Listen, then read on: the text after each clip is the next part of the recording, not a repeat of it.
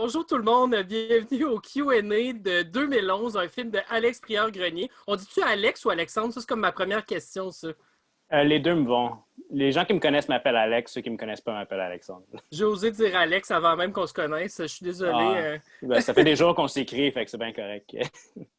Donc, on est aussi en collaboration avec en communication avec les comédiens Émile Schneider, Golin Chevrette. Salut les gars! Salut Rémi! Et Salut, Max. camarades! Salut! Et on a avec Salutations. nous aussi Maxime Duguay. Comment ça va, Maxime? Ça va bien, oui, toi? Max. Hey! Salut Donc, Max! première question, Alex, je vais faire ça très simple, mais c'est venu d'où cette histoire-là qui pourtant résonne beaucoup en 2020 tout à coup? C'est vraiment drôle. En fait, c'est un film qu'on était supposé de faire à temps partiel pendant qu'on faisait notre vrai projet de long métrage. Fait que j'ai juste pris plein de choses qu'il y avait dans ma vie à ce moment-là, qui étaient comme mon appartement, mon travail, le fait que je faisais du cinéma. Puis j'ai décidé de faire de quoi de très fictionnel finalement avec tout ça. Puis de se lancer dans le film de genre et le film expérimental à la fois. Puis de plonger vraiment dans une espèce de laboratoire qu'on avait développé dans le temps. Donc, ça nous a vraiment permis de faire plein de choses, de tourner comme 2-3 jours par mois pendant près de 2 ans. Fait qu'on se retrouvait encore et encore et encore. Puis c'était vraiment dans cette idée-là de créer quelque chose de très petit initialement. Puis ça a juste fait une espèce d'effet boule de neige qui a grandi à cause, entre autres, d'Émile puis Hugolin qui ont pris des rôles plus importants, parce qu'initialement, il y avait d'autres rôles de castés. Puis le film a juste continuellement grossi encore et encore, puis il a dépassé mes propres attentes, même, je dirais. Fait que ça a parti un peu comme ça, puis ça s'est nourri d'un peu tout le monde qui s'est investi dans le projet. Ouais. Puis dans le fond, Maxime, toi, tu es l'autre scénariste, t'es co-scénariste, je En comprends plein bien, ça. preneur de son aussi. Oui, Toi, oui. à quel point tu as pigé dans ton vécu pour ce film-là? Ben, je te dirais que c'est plutôt Alexandre qui a amené, disons, l'idée maîtresse du film. C'est lui qui voulait faire un film qui parlait un peu de voyeurisme par rapport à des voisins, puis cette idée-là de sentir une intrusion de leur part, même si tu les croises pas ou quoi que ce soit, à travers le son, puis tout, si on peut dire, l'environnement qui se rend à ton appart quand tu habites dans un gros immeuble. Il y a comme tout un scénario fictionnel que tu peux t'imaginer autour de ça. Puis dans le fond, c'est lui qui est venu comme me présenter ça. Puis après ça, on a comme rebrainstormé ça à deux pour réapprêter ça, puis vraiment mettre en commun, disons, toutes nos influences, puis ce qu'on aime dans le cinéma, finalement. Puis on avait quelques références filmiques là, à ce moment-là qu'on partageait, puis on était comme, OK, on va un peu installer des films autour de ces figures-là, dont tous les films d'angoisse psychologique, là, si on parle de la trilogie de l'appartement de Polanski, des films comme The Machinist, etc. Des films où le temps semble un peu devenir flou, relatif, là, où il y a un effet de répétition puis de déjà-vu. On voulait bâtir de la matière autour de ça. Là. Puis au niveau du casting, vous avez un excellent casting, je vais le dire parce qu'on a deux des comédiens avec nous, mais est-ce que les comédiens étaient déjà castés d'avance ou c'était où le rôle s'est transposé après du papier au casting? Est-ce que vous aviez déjà du monde en tête? Ben, quand j'ai écrit le scénario, initialement, c'est moi qui allais jouer le rôle principal. Parce que justement, ça allait être vraiment low-key comme projet. Émile était supposé de jouer le rôle d'Hugo, le réalisateur, que finalement Hugolin a fait. Puis Hugolin était supposé de jouer le rôle du mari, qui est joué par Martin. Puis en fait, c'est juste, moi j'ai casté Hugolin et Émile sans savoir qu'ils se connaissaient. Puis après, ils se sont parlé entre eux, sachant qu'ils étaient dans le même projet. C'est ça. Ouais, vas-y. Mais c'est que quand on s'est parlé du film, je me souviens, moi, j'avais lu le scénario, puis quand Émile m'a parlé, j'ai fait là, hey, c'est cool en Chris, ouais. Mais après, j'ai fait, mais le casting, ça marche pas, là. C'est toi qui devrais jouer le rôle principal, et moi, je devrais jouer le rôle d'Hugo. Ça serait mieux, non? Je dis, toi, tu le connais, Alex, vas-y donc, man, dis donc. Puis tu dis ça, dis, hey, Là, il me dit, bah ouais, mais il y a Max, son chum, qui devait jouer le rôle et tout. Là, je fais, OK, est-ce que c'est comme quelque chose d'un peu sentimental? Genre, est-ce que ça serait touché de lui dire... On a perdu Golin. La magie de Zoom. C'était bien parti. C'est intéressant ce que tu quelque chose de racontais. bien parce que deux acteurs qui vont faire ton truc ou c'est un acteur qui n'aime pas. Hop, t'es de retour, Golin? On t'aurait eu, Golin, oui. Ouais? Vous m'entendiez pas? Ça fait 10 secondes qu'on t'a perdu, ça a déconnecté un peu. C'était vraiment très bon, en tout cas. On était où, là? En fait, c'est ça, c'est que j'ai un peu demandé à Émile de pitcher à Alex que ça devrait être Émile qui fait le rôle principal et non... C'était Max qui devait jouer le rôle principal? Ouais, non, Alex. Au début, c'était moi, après, ça a été Max. Puis après... Ouais, parce que Max avait un peu plus, on va dire, d'aisance, là, je pense. Il est un peu plus acteur que toi, Alex. Ouais, mais bref, c'est ça. Moi, quand j'ai lu le scénario, j'ai fait, ben non, Émile, il faut que tu proposes à Alex de faire le rôle principal. Et moi, je vais faire Hugo et va lui demander ça. Puis c'est ça. Finalement, on s'est retrouvés à jouer ces rôles-là. Puis Max a contribué non seulement, je pense, au scénario, comme vous disiez, mais a fait le son, c'est ça? Ah non. Ouais. Non. Ben, si. La prise de son, puis... Ouais. En tout cas, tu étais là et c'est ça. C'était un trip, un des plus beaux. C'est le trip.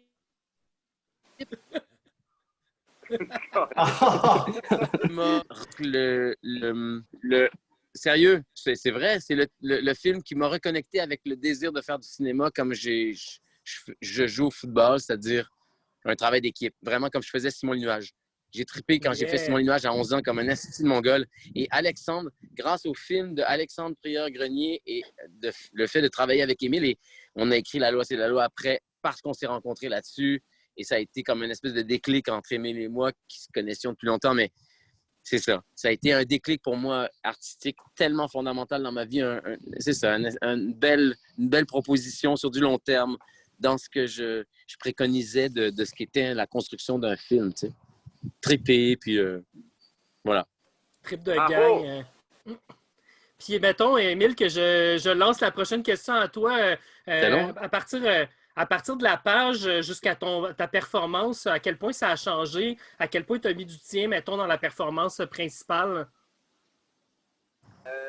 J'avoue que je pense que je me suis pas mal connecté à Alex, en fait, dans tout le travail. J'ai assez vite compris que c'était un peu comme s'il avait décomposé une psychose qu'il n'avait pas faite, ou peut-être qu'il a fait, je ne le sais pas.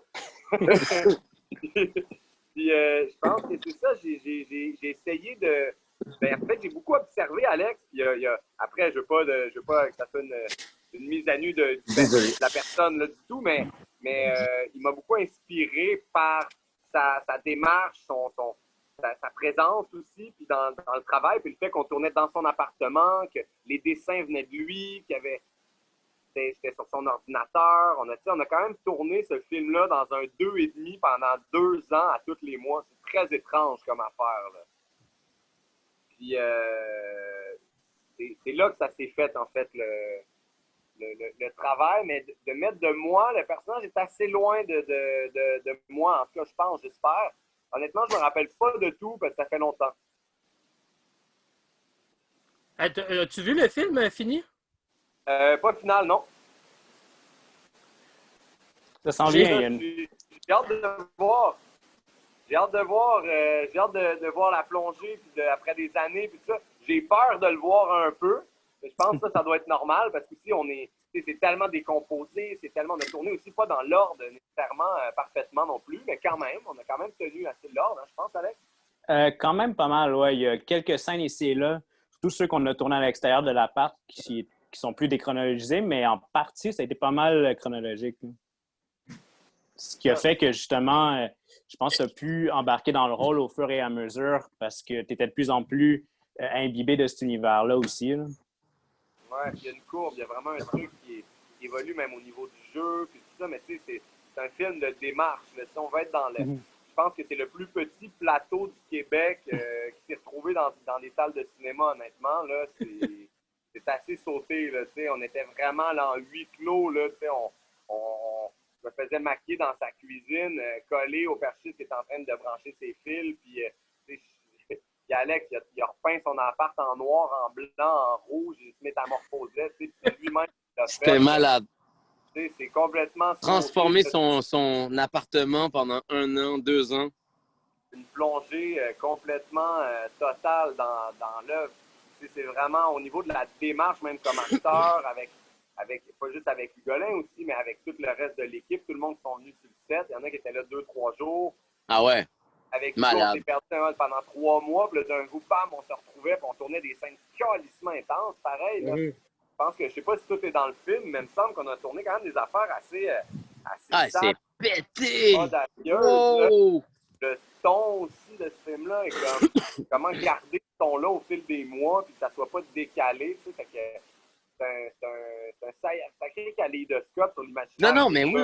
Ah ouais. Des personnages multidimensionnels que au début, tu te dis, OK, c'est OK, non, c'est pas douchebag. OK, oui, c'est douchebag, mais en même temps, c'est quelqu'un de réfléchi. OK, pourquoi? En tout cas, mon personnage, c'est un esti de buzzé. Puis qu'il y a une espèce de démarche qui pourrait être créatrice, mais en même temps, qui pourrait être rien que... Hustler. De où qui sort d'ailleurs, Alex, du Max, le personnage de Hugo? C'est qui ce gars-là, man? C'est pas basé sur une vraie personne, ça, c'est sûr.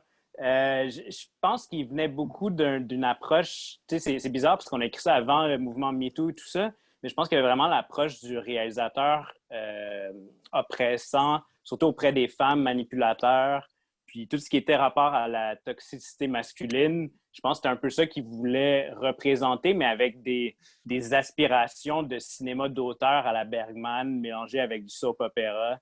Fait que c'était vraiment un genre de melting pot. Puis en même temps, si toi, Émile, t'aurais joué le rôle, ça aurait donné aussi quelque chose de complètement différent. Je pense que ce que Hugolin a amené au personnage est énorme, là. C'est un peu plus... Ben vraiment, là. C'est vraiment plus douchebag, un peu. Complexité de l'être humain. Oui, absolument. En tous ses travers.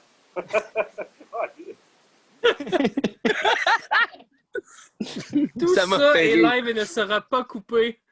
Bon, merveilleux. Si on parle de l'appartement lui-même, parce que c'est quand même pas un cliché, je dirais, là, mais tu sais, dans le court-métrage, même dans le long-métrage québécois, les films d'appartement, c'est devenu comme un truc qu'on essaye de pas faire, qu'on essaye de se détacher, mais ça, c'est comme un méta-film d'appartement. C'est pas un film d'appartement traditionnel, l'appartement devient une autre dimension. Ouais, un personnage en soi. Ouais, comment on aborde ça, ce thème-là de l'appartement comme personnage, comme Hugolin vient de dire? Comment on réfléchit visuellement, au niveau sonore aussi? Ben, je pense qu'il y avait beaucoup de la maison hantée, je pense, qu'on a travaillé, même si c'est pas mis de l'avant-plan au final. Je pense que c'était de voir que justement chacun de ces autres appartements connectés était un autre membre du personnage principal, puis même de voir que le film en tant que tel est peut-être le personnage principal et de voir que justement ces espaces-là sont plus des espaces mentaux que des espaces physiques, de travailler les couleurs, les textures. C'était l'hémisphère droit et l'hémisphère gauche. Exactement. Ce genre de réflexion-là, puis de voir que justement, quand il y a un autre personnage qui rentre dans les lieux, ben, on a droit à une transformation de la lumière, des couleurs, puis de traiter un peu justement comme, même si on n'était pas du tout là-dedans, mais de la contamination idéologique. Non, vraiment, fait que c'était de voir... Qu'est-ce que tu as dit, Émile? C'est un film qui traite... je pense qu'on cherchait un titre là, comme le parrain. Je pense que voilà, il disait il y a un nom pour parler du parrain, c'est la succession. Ça parle de la succession dans tous ses axes, dans toutes ses dimensions. Là, le film va parler de la succession. C'est ça qui est sorti beaucoup. Même dans ta démarche envers nous, tu nous as contaminés avec ton idée. Ouais. Là-dedans, on a comme été infectés. Le virus a évolué au fil des mois, des années, puis le film évoluait, puis ça devenait comme... Ça devenait vraiment particulier. La peur comme un objet de contamination, beaucoup. Là, tu sais. Comment travailler la peur, puis que ça soit un sujet à traiter. Là. Ça soit pas juste de faire peur, mais que la peur, en fait, comment qu'elle nous contamine, que ça peut devenir complètement de la psychose, mon gars. Et en ce moment, je trouve que ça tombe à pic. La peur, Ouais, la peur. En ce toi, tu moment, parles c'est de la peur. contamination. Ouais, c'est ça, tu parles de contamination. Ça reste que c'est un film, tu sais, qui a été fait il y a quoi, il y a 2 ans que tu disais? Ah, plus Euh, que ça a été tourné en 2016-2017. Ah ouais, c'est vrai. Ça fait longtemps, man. Ça fait longtemps. Mais tu On sais, a juste commencé avec à ça, tourner il y a 4 ans et demi, genre. juste ça qui arrive aujourd'hui, le film est complété cette année. C'est comme un genre d'alignement parfait avec ce qu'on est en train de vivre avec le confinement. Vous, de votre bord, est-ce que votre confinement vous a rappelé des choses que vous avez vécues à travers la production ou même à travers ce que les personnages ont vécu dans le film? Ah, c'est drôle, j'ai jamais fait le rapprochement, mais je te remercie de le faire parce que Chris, t'as raison, tabarnak, man. C'est un peu psychosant, ouais. Je te dirais que moi, je suis à la campagne, OK, Rémi, et la pandémie est vécue, mais complètement différemment qu'à Montréal. Les gens se protègent, c'est évident, mais il n'y a pas cette espèce de peur, justement. Donc, ouais, il y avait quelque chose. Il y avait une ambiance dans ce film-là, un peu de fébrilité mentale. On est sur le bord de...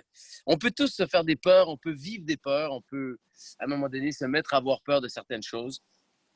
Des fois, c'est rationnel, des fois, ça l'est moins, mais en tout cas, je trouve en ce moment que pour faire un petit peu de social, il y a quelque chose de réel dont il faut s'occuper et il y a une espèce de dôme de peur qui induit des comportements étranges. Mais voilà, c'est peut-être Très, très bien dit. 2020. Salut les gars! Boxing Day! Je te renvoie la question, Émile, ton personnage. Est-ce que tu as eu comme une pratique avec ton personnage de ce que tu as vécu par la suite? Ouais, mais peut-être, maintenant que j'y pense en ce moment, j'avoue que ce que je pourrais dire qui est particulier en y pensant là, comme sentiment, c'était de jouer autant de solitude. Puis le personnage est très seul et très isolé. Il fallait tout le temps faire sentir qu'il n'y avait rien autour de lui. Puis en même temps, toujours comme une oppression, comme du bruit à l'extérieur. C'est la télé, les médias, la radio, le voisin, un son, des trucs qui grissent, de la violence à côté, puis fermer la gueule sur la violence conjugale en dessous de chez eux alors que tu vis là. Genre, c'est ton espace sacré qui est à toi. Puis finalement, tu fermes la gueule, puis il y a des choses autour. Ça, parallèlement au travail d'acteur, d'être seul, mais en proximité. On ne pourra plus faire de fucking tournage comme ça. Là. Je suis en train de tourner Marie-Chapdelaine. On a une belle aventure, mais même dans le bois, on a des bouteilles de purelle soudées aux arbres, puis on a des masques, des lunettes pour rentrer sur le set. C'est vraiment pas ça. On est en 1910, puis entre les takes, les enfants ils ont des masques, puis on se voit pas le visage, puis tu vois pas. Là, on a tourné collé en sueur, man, dans un appart. Des fois, il faisait 32 en hiver, collé à Alex. Dans tout le monde ensemble, là, en proximité absolue pour jouer, pour exprimer la solitude. Ça, c'est un rapport à la proximité, à la solitude, à l'intériorité. Oui, il y a un rapprochement avec moi, ce que j'ai vécu dans les derniers mois avec le COVID. Ouais. Toi, Maxime, si je relance la question. Oui, c'est sûr qu'il y a des parallèles à dresser. Là. Les journées qui se ressemblent, on est tous pognés devant nos écrans à s'abreuver d'informations qui se répètent puis qui fonctionnent en entonnoir. Puis à un moment donné, c'est sûr, puis tu sais, c'est ça, une espèce de paranoïa parfois alimentée par les médias un peu, puis de voir comment que ça peut venir mettre une étincelle qui déclenche des idées quand même dangereuses à quelque part chez certaines personnes. Là. De penser qu'on nous contrôle, ben, ça peut devenir tout aussi dangereux que... Ouais, ouais. Alex, toi, as-tu quelque chose à ajouter? As-tu fait finalement ta psychose? Tu sais que c'était une psychose imaginée. Est-ce que ta pandémie a été... Non. La réalité s'est rapprochée? Moi, ce qui est drôle, c'est que ma réalité n'a pas tant changé que ça.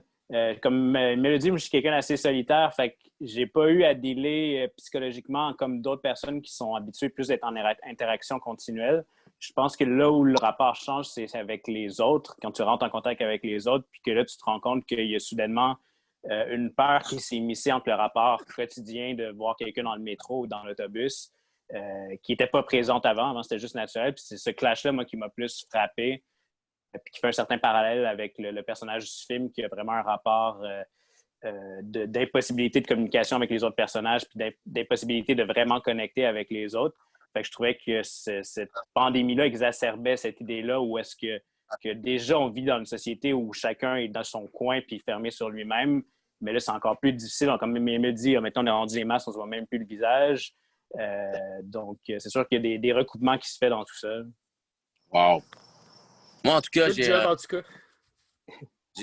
mon garçon va commencer sa première année à l'école, et forcément, ça pose des questions. Quand tu as une institutrice qui a un masque, qui enseigne, et tu vois plus les émotions, on est coupé d'une partie de... Bon, c'est peut-être nécessaire, c'est pas ce que je dis, mais quand même. Ouais, ça affecte notre rapport au réel. Ouais. Mais oui. Ce rapport-là dans la question. J'aimerais peut-être mieux qu'il le fasse comme ça, à distance. Au moins, il voit la personne, tu sais.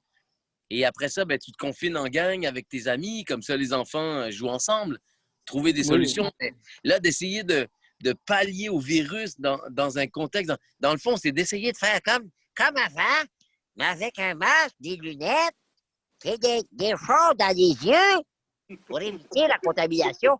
Mais, je veux dire, tu sais, je sais pas si c'est la meilleure façon. Il y a un truc, j'aimerais quand même dire, c'est intense de voir que le monde se préoccupe et le gouvernement, tout ça, de la pandémie comme des tarés. Mais ce qui nous pend au bout du nez, c'est-à-dire l'histoire du climat, etc., la hausse du climat et ses incidences, etc., tu sais, la pandémie, c'est quand même pas tant... C'est ça, il faut changer le paradigme, il faut changer toute la patente. Donc, c'est bien qu'on s'en préoccupe de la pandémie. J'espère qu'on va s'occuper de notre société puis de la façon de faire la transition avec autant de ferveur que c'est important de se rassembler tout le temps. Voilà. C'est sûr, je vais réécouter ce Q&A-là plus tard, moi. C'est certain. Hey, merci à tous d'avoir été là. Je terminerai peut-être juste en vous demandant, est-ce que vous avez des projets présentement en cours qui s'en viennent dans le futur lointain même, peut-être en commençant avec Alex? Oui, ben là, on est en train d'écrire avec Max, qui est justement là, puis Emmanuel aussi, qui n'est pas au QA, mais qui a aussi participé à 2011. On est en train d'écrire un long métrage qui s'appelle Le doute est une vipère sournoise, qui est un whodunit dans une coopérative de travail. Disons, on était en demande de subvention. Tout ça, le COVID, évidemment, nous a fait une petite jambette pour l'instant, parce que notre plan, c'était de faire un film huis clos avec 13 personnages, ce qui n'est peut-être pas le meilleur timing pour ça. Mais on est en train de réévaluer tout ça, puis on continue l'écriture. Fait que un autre beau projet à venir. Là. Max, veux-tu renchérir là-dessus ou c'était pas mal ça? Ben, en plein ça, le doute est une vipère sournoise, c'est là-dessus qu'on veut travailler, une histoire de vol, puis il faut trouver l'identité du coupable, puis l'intrigue se passe à travers une assemblée générale qui vire un peu mal, et l'idée, disons, principale, c'est qu'il y a un vote comme quoi on n'a pas le droit de sortir de l'assemblée générale, les membres qui se réunissent, on doit sortir de l'Assemblée tant que le coupable n'aura pas été trouvé. Fait qu'il y a une espèce d'enquête qui se déroule à même cette Assemblée-là, puis il va y avoir beaucoup de mystères, beaucoup de secrets, beaucoup de backstabbing et tout ça. Excellent titre. En tout cas, c'est sûr qu'on va être là pour le regarder à Fantasia. Émile, tu disais que tu es sur Maria Chapdelaine. Est-ce que tu as d'autres projets en cours que tu veux plugger? Regardez La loi, c'est la loi qu'on a faite avec Hugolin. C'est né suite à 2011. La loi, c'est la loi. Ouais. On part sur la saison 2. On est en recherche de financement. On essaie de braquer la banque pour faire une série de sautés encore pas mal plus élaborée où on va aller vraiment en profondeur dans les personnages, dans l'humanité de ces personnages-là et dans toutes les dérives de notre belle société. Et on va s'amuser. Donc, il y a ça, puis l'écriture de d'autres trucs. On monte un studio avec Hugolin à Denham. On veut monter un studio de post-prod, de musique, de doublage, de faire des booths, d'aller en campagne. Et sinon, une couple de séries là, à l'automne, prochain film de Fortier là, l'année prochaine. Une couple de belles affaires là, qui vont apparaître au bout de la vie. Puis Hugolin, t'as-tu quelque chose d'autre? Émile en a pas mal parlé. Notre projet, on a déménagé, on reste à 10 minutes l'un de l'autre maintenant à Denham. Donc, moi, j'ai une cabane à sucre. Lui, a une maison dans laquelle on va faire un studio et on a des projets pour marquer la transition aussi au niveau artistique, c'est-à-dire de prendre peut-être un peu plus de temps de travailler sur des projets et de permettre à du monde qui n'avaient pas de sous et qui éventuellement pourront peut-être enregistrer.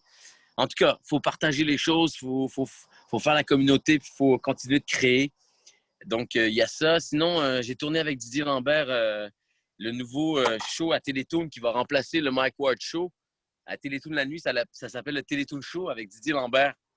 Puis, on a eu 10 invités formidables et c'est un show un peu absurde et tout. Et il y a ça. Puis sinon, il y a tous nos projets perso de lieux de création qu'on veut faire parce que le studio à Denham est accompagné d'un endroit où on est avec la cabane à sucre où on veut que ce soit un endroit de partage, de lieu de création, de lieu de rencontre, etc. Fait que on est porté par la création, on est vraiment chanceux et voilà.